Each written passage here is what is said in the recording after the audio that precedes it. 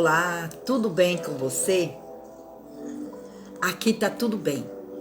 Eu me chamo Vera Lapaal e desde a infância me reconheci uma buscadora de resposta que o meu ser almejava obter. Assim percorri diversos caminhos até que em 2015 entrei em contato com o ensinamento dos antigos Kahunas, com a origem no Havaí. O Ho Oponopono, técnica de autocura, auto-perdão e auto-amor que trouxe para a minha vida a oportunidade de vivenciar verdadeiros milagres. Aprendi as petições e as 4 frases que libertam. Sinto muito, me perdoe, te amo, sou grata. Adoro sair da minha zona de conforto. Sempre gostei. Viagens terrestres, fazer trilhas, aprender mais sobre mim. Sempre quis viver minha vida ao máximo. Meu objetivo como terapeuta holística é lhe ajudar a fazer o mesmo, dando-lhe a confiança que você precisa para tentar e a força que precisa para ter sucesso. Levou tempo para eu conhecer a força que tenho, mas depois que deixei o medo para trás, percebi que não há limites. Meu primeiro passo foi me permitir me curar de muitas mazelas que existiam na minha vida, na minha alma, e comecei a percorrer um longo caminho nessa busca, fazendo eu participar de dezenas de cursos durante 13 anos. Quando em 2014 renasci, através de um episódio da minha vida, que fez compreender que não poderia mais me negar uma cura mais profunda e não aquela cura homeopática. Foi uma entrega profunda, sem medos e com muita coragem. Este foi o ano que batizei de renascimento. No ano seguinte, comecei a vivenciar a verdadeira cura, quando ela se expressou. O amor por mim mesma, me aceitando de forma que sou, pois percebi que era assim que me fazia tão especial. Através dessa cura, senti de repassar a outras pessoas, através do que aprendi. E hoje, todo esse aprendizado agora rege minha vida. Desde que me tornei uma terapeuta holística, tenho me cercado de pessoas que admiro, que me inspiram, que têm algo para ensinar e com as quais posso aprender. Sei que aprendi um jeito novo de fazer algo, é desafiador, mas com um conjunto de habilidades certas, isso é possível. Acredito que meu objetivo é viver a melhor versão de mim mesma e ajudar outras pessoas a fazerem o mesmo. Trabalhar com o Ho Oponopono me deu uma rica oportunidade de me ver como realmente sou e do que estava precisando para mudar determinados padrões em mim. Se ver realmente como você é faz parte da nossa jornada. A vida é engraçada e uma grande mãe a ensinar como estamos desenvolvendo. A cura que busco em mim é responsabilidade minha. Não posso delegar ela a ninguém, pois é a minha tarefa, pois fiz um acordo espiritual para estar aqui. É muito desafiante, por muitas vezes não conseguia ver o horizonte na frente e precisei insistir muito, persistir e ser determinada, até que tudo se tornasse claro para mim. Essa jornada chorei, fiquei indecisa, até mesmo pensei em desistir. Mas pensei, se desistir, o que farei? Qual será o outro objetivo? Inocente, não existe outro objetivo. E se eu desistir, estarei desistindo de mim.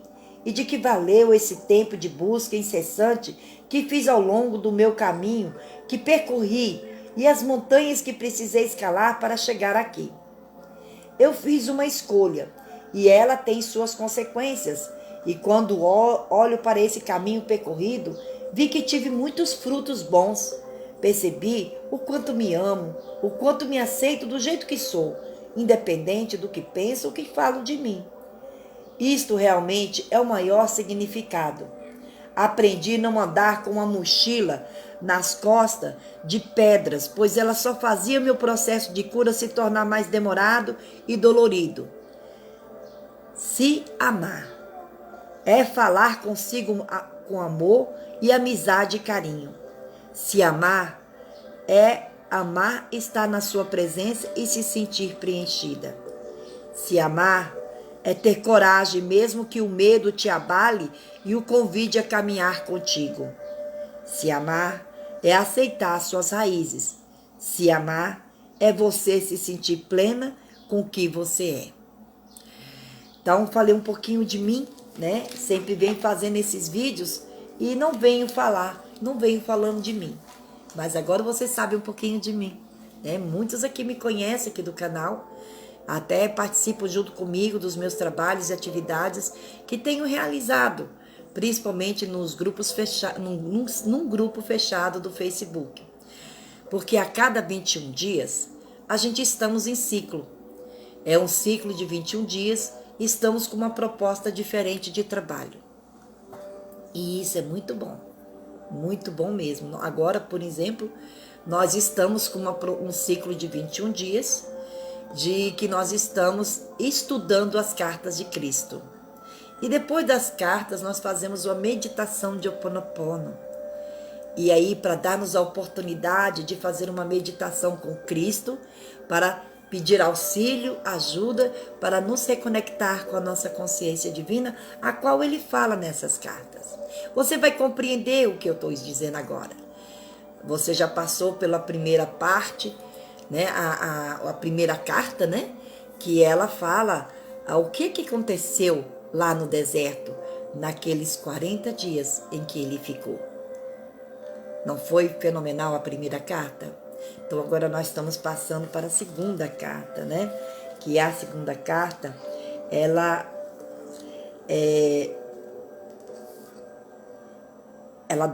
pede muito que vocês ouçam com muita ponderação. Eu sugiro a vocês, gente, não ouça só uma vez. Ouve, dá um tempo, depois vocês, no mesmo dia, se você puder ouvir esses vídeos mais de uma vez, vai te ajudar. E quando você dormir, também põe para ouvir. Esses áudios, esses vídeos foram confeccionados para que você tenha acesso constante. E quero dizer aqui que isso aqui foi uma permissão da editorial Almenara, que é a responsável, a que teve acesso a essas cartas de Cristo pelo canal, né? Onde ela não teve contato nenhum com o canal, mas ela teve acesso a um parente do canal. E assim passou a ter esse direito. E assim eu entrei em contato e ela me deu esse direito de estar construindo esses vídeos aqui.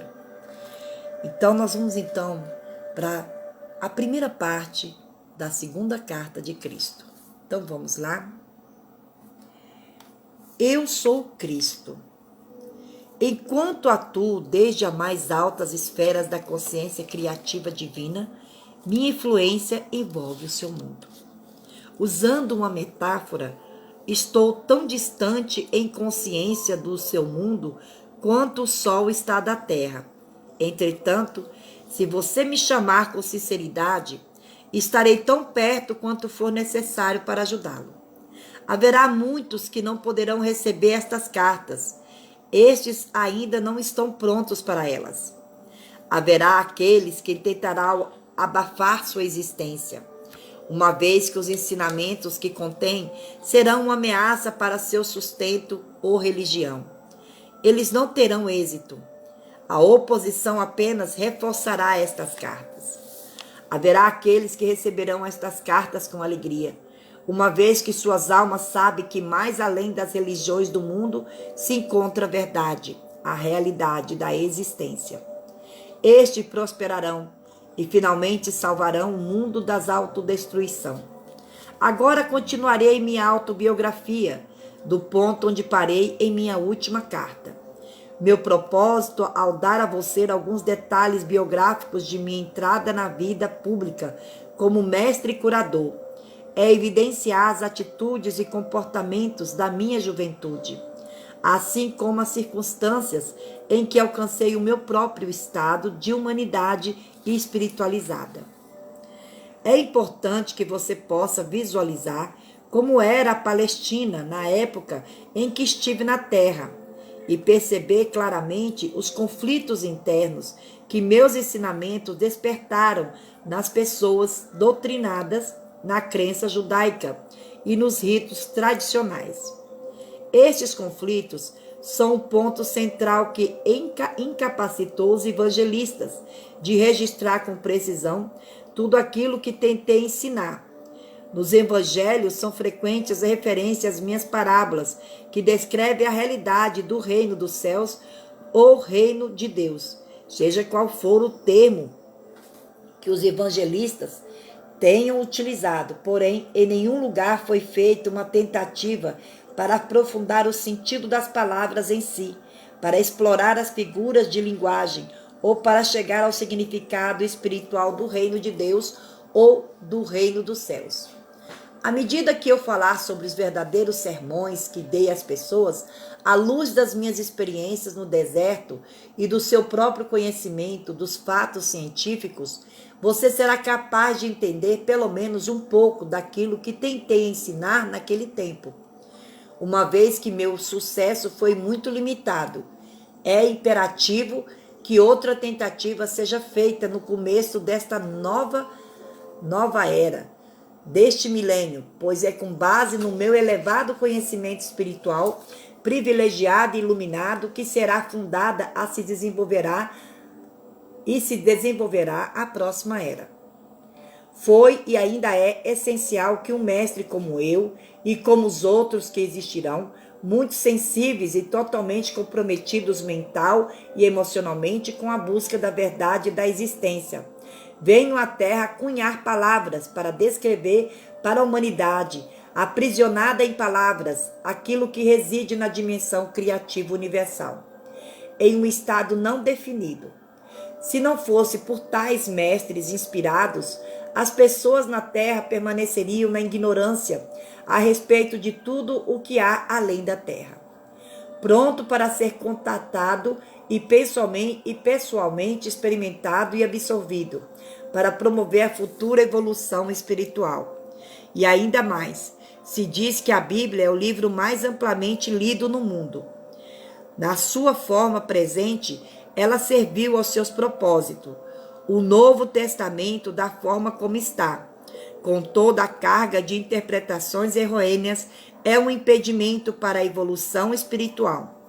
Agora é tempo de avançar para uma nova esfera de percepção e compreensão mística, uma vez que me é impossível descer novamente a um corpo humano para falar ao mundo, além de ter outras dimensões nas quais ensino, treinei uma alma sensível para receber e transcrever. É o melhor que posso fazer para falar pessoalmente com você. Espero que você possa receber e aceitar isso. Tudo aquilo que for errôneo será apagado. Esteja certo disso. Os incidentes e as curas relatados nas páginas que seguem não são importantes. Eles aconteceram, mas não contatados apenas para que você possa entender o seu verdadeiro significado espiritual. À medida que for lendo, quero que você relacione as condições de 2000 anos atrás com sua vida e tempo presentes. Quero que você considere a pessoa de Jesus como um ícone do que finalmente pode vir a ser alcançado por todo ser humano que estiver pronto e disposto a converter-se num membro fundador do reino dos céus na terra. Ainda que as pessoas do seu mundo sejam o que você chama de sofisticadas e cheias de importância, com seus modernos conhecimentos e ensinamentos, versados nos costumes contemporâneos e nas novas formas de se relacionar uns com os outros. As pessoas daquele tempo eram basicamente iguais a você. Elas eram controladas e motivadas inteiramente pelos seus impulsos, gêmeos de ligação, rejeição, desejos e repulsões, assim como você.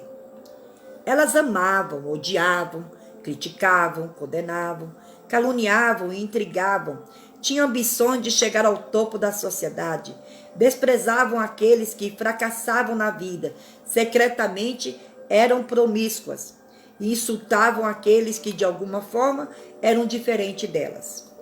para ajudar você a compreender e a entrar plenamente naquele tempo em que estive na Terra.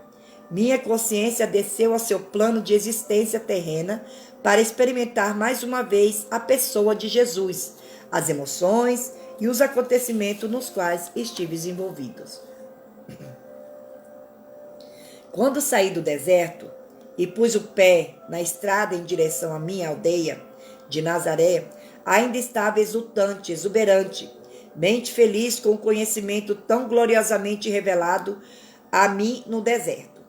Fixei completamente meus pensamentos em tudo o que havia aprendido. E se meus pensamentos se perdiam nas minhas antigas formas negativas de pensar, rapidamente me voltava para o Pai, para receber inspiração e determinação para superá-los.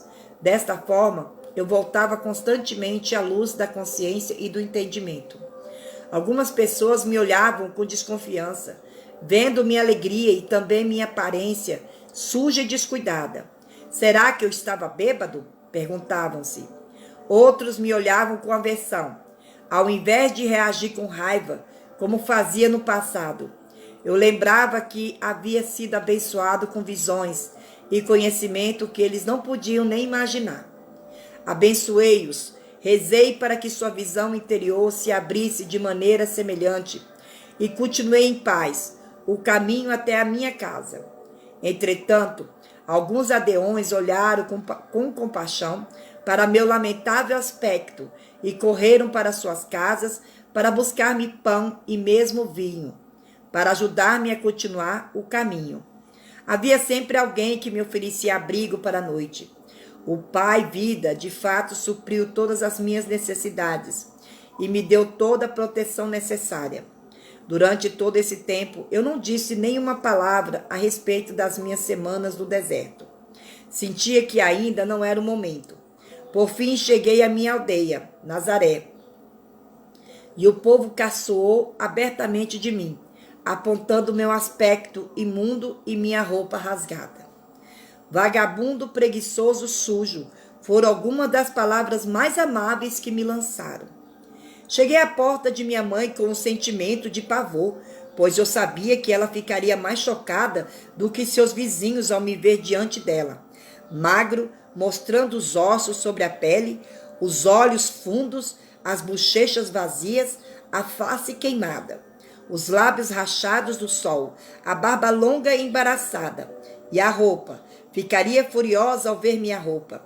Sua cor original totalmente irreconhecível, pelo pó do deserto e o tecido desfeito e rasgado. Subi os degraus e preparei-me para aguentar a fúria de minha mãe. Quando chamei, minha irmã veio à porta. Olhou-me boquiaberta, assustada e com os olhos arregalados, abateu-me na porta. Ouvia correr para os fundos da casa gritando: "Mãe, venha depressa, há um homem velho e sujo à porta." Escutei minha mãe resmungando irritada para si mesma, enquanto corria para a porta. Abriu-a de repente e ficou paralisada pelo choque. Eu sorri por um momento. Ela olhou-me de cima a baixo, cada vez mais horrorizada, ao dar-se conta de que este homem, de terrível aspecto, era de fato seu filho rebelde, Jesus. Estendi minha mão para ela, dizendo: "Sei que causo pena a você, mas pode me ajudar?" Imediatamente sua expressão mudou e levando-me para dentro, trancou a porta. "Depressa", disse para minha irmã assustada. "Deixa de escândalo e põe água para ferver. Seu irmão está morto de fome. Não importa em que confusão se meteu. Ele é da família. Temos que cuidar dele." Suavemente me ajudou a tirar a roupa, inclinou-me sobre um grande recipiente de água, esfregou-me até ficar limpo. Lavou-me, cortou meu cabelo e barba e cuidadosamente cobriu as feridas do meu corpo e lábios com uma pomada cicatrizante. Nenhum de nós quebrou o silêncio. Saboreei o amor que ela me demonstrou e tentei demonstrar minha gratidão com uma atitude mais doce e sensível. Depois de vestir-me uma túnica limpa, ela serviu-me uma refeição frugal, de pão, leite e mel. Relutante, deu-me vinho para recuperar as forças, embora estivesse claro que ela pensava que era o vinho a grande causa de minha terrível situação. Então conduziu-me até a cama e cobriu-me. Dormi por várias horas e acordei revigorado pela luminosa manhã de sol que se via pela janela. Eu agora estava ansioso para falar com minha mãe e dizer-lhe que eu era de fato um Messias, mas não daquele tipo que imaginava o povo judeu. Eu podia salvar as pessoas das más consequências de seus pecados. Podia ajudá-las a encontrar saúde e abundância, a satisfação de suas necessidades, porque agora podia ensiná-las exatamente como havia sido criado o mundo. Assim que comecei a falar, ela começou a ficar encantada e animada. Pulou de pé e quis sair correndo para contar aos vizinhos que seu filho era realmente o Messias. Deveriam ouvir a maneira como ele falava, e ele havia jejuado no deserto. Mas eu a impedi de fazer isso. Eu disse que ainda não havia contado a ela o que me fora revelado. Uma das coisas mais importantes que havia aprendido era que os judeus ortodoxos estavam completamente equivocados a respeito de suas crenças num Deus vingativo. Não havia tal coisa. Isto a deixou contrariada e desconcertada. Então exclamou: como? Então, Jeová vai governar o mundo e nos tornar bons e nos fazer escutar seus profetas, se não nos castigar? Agora você ficou tão importante que pode ensinar ao sumo sacerdote seu próprio trabalho, que foi transmitido a eles desde o tempo de Moisés? Vai trazer ainda mais vergonha para esta casa? Ela começou a chorar e disse com raiva: você em nada mudou, somente mudar as coisas que diz. Você só me trouxe dor. Como pude acreditar que você seria um Messias? Com suas ideias estranhas, só levará nosso povo a maior tormento do que nunca. Meus irmãos, a ouvirem em prantos, e vieram correndo, querendo colocar-me para fora de casa. Ofereci sair pacificamente porque não queria mais alvoroço. Se essa era a forma de minha mãe reagir, eu poderia estar certo de que os demais também reagiriam da mesma forma ao que eu tinha para dizer. Percebi que precisava de paz de espírito, descanso absoluto e silêncio para colocar em ordem meus pensamentos e experiências. Teria que rezar e pedir inspiração para saber a melhor maneira de abordar os judeus com minha mensagem de boas novas. Estava certo de que o Pai Vida atenderia a minha necessidade e que eu encontraria a acomodação mais conveniente em algum lugar. Minha mãe, embora furiosa com minha atitude de grande cabeça dura, estava atormentada por seu sentimento de amor e compaixão por mim, devido ao estado deplorável em que me encontrava. Ela rejeitou tudo o que eu parecia representar: a rebeldia, o desprezo pela religião judaica, as atitudes contestadoras em relação à autoridade, meu caráter voluntarioso e arrogante. Mas ela ainda me amava e estava profundamente preocupada por me ver envolvida em problemas tão grandes quanto jamais havia pensado ser possível.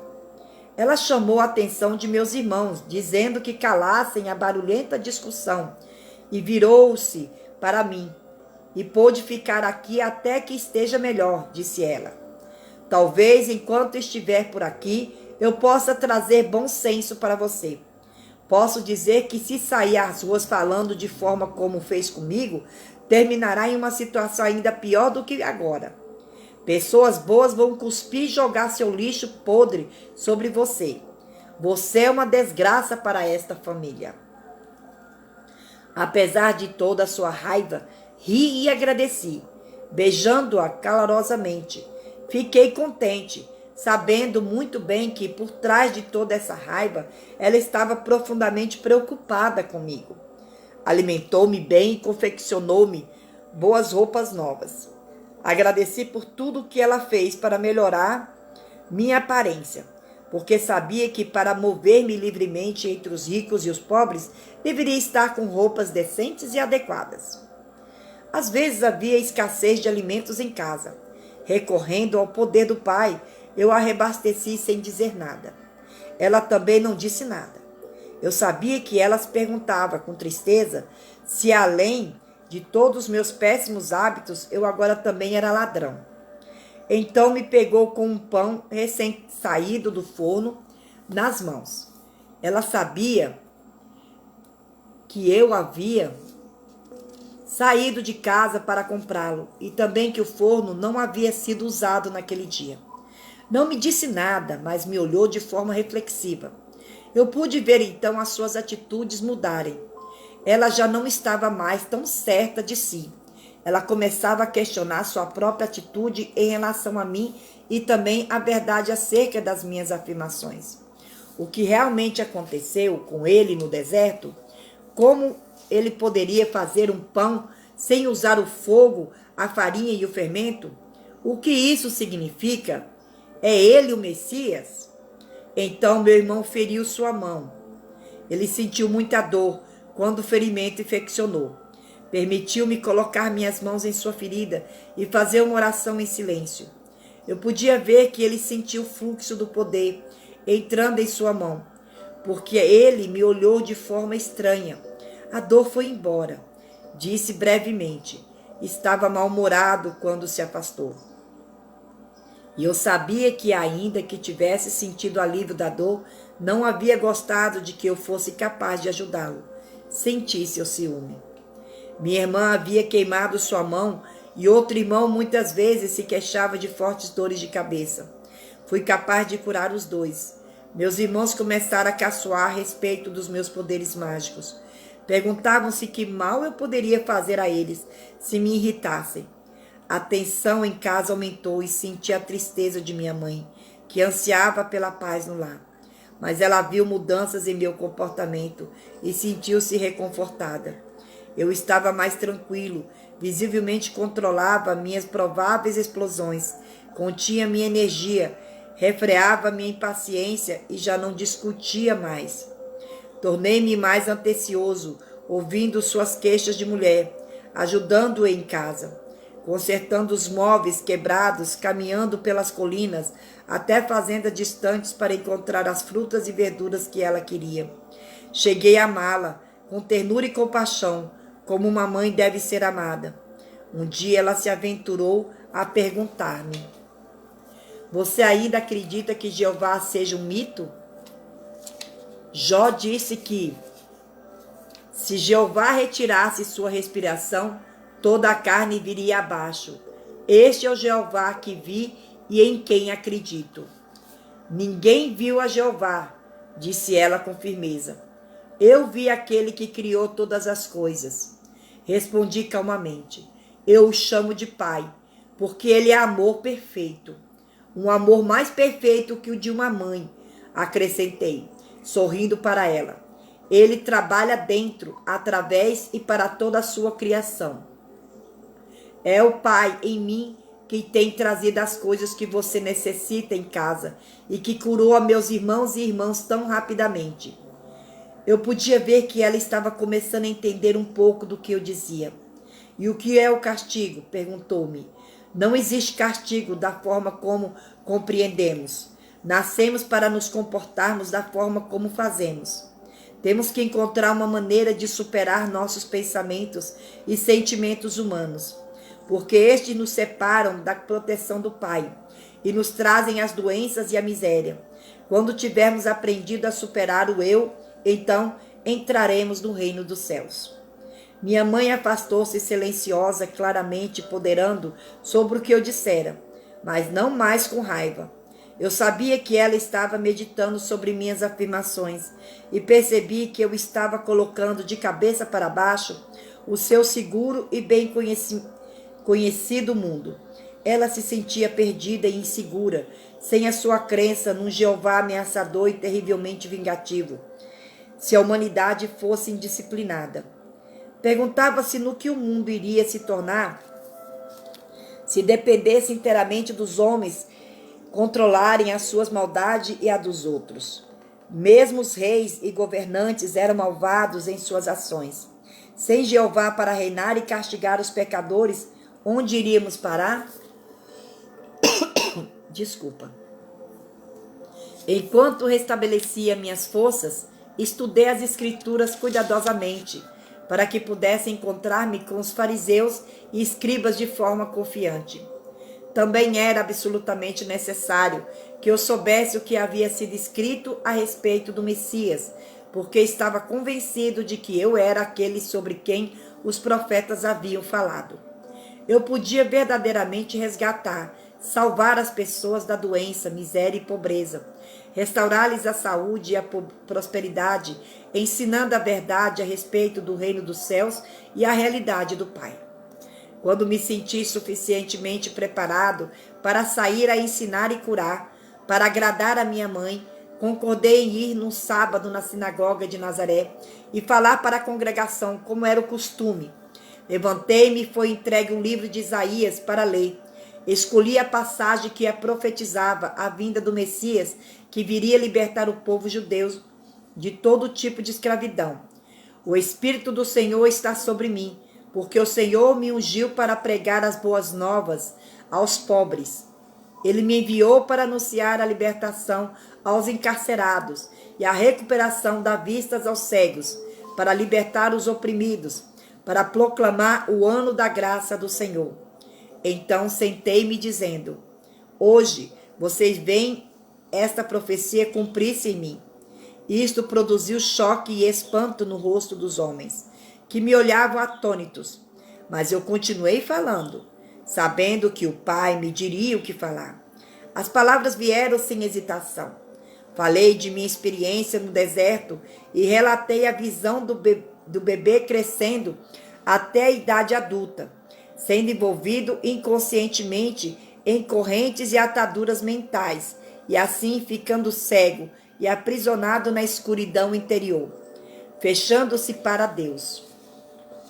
Expliquei que ao fazer isso, eles expunham-se à opressão de conquistadores, escravidão, pobreza e doenças.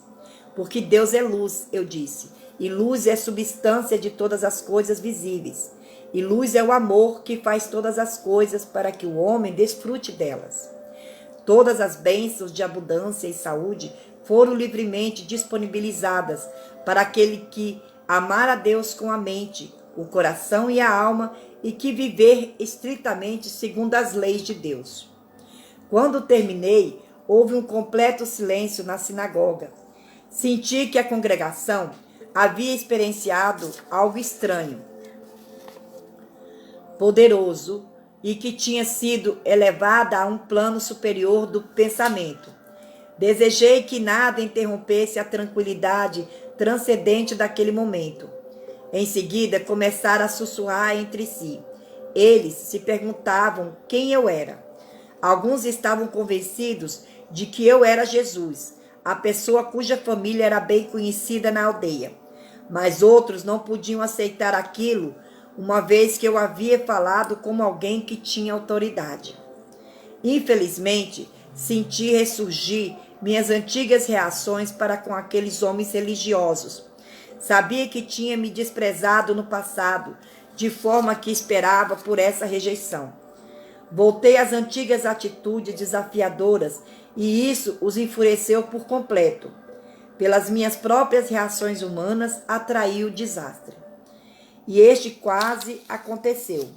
Os mais jovens, instigados pelos mais velhos, correram até mim e me arrastaram para o topo mais alto do penhasco a fim de lançar-me à morte. Mas orei ao Pai para que me salvasse. De repente ficaram tão alterados que mal sabiam o que faziam. Se voltaram uns contra os outros. Então pude sair do meio deles e escapar. Foi estranho. Eles pareceram não notar a minha saída. Muito abalado por essa experiência, consegui mandar uma mensagem para minha mãe, dizendo que estava deixando Nazaré imediatamente e indo para Cafarnaum, uma agradável cidade junto ao mar da Galileia. A princípio pensei em juntar-me a antigos conhecidos, mas senti intuitivamente que isso não seria o correto a fazer.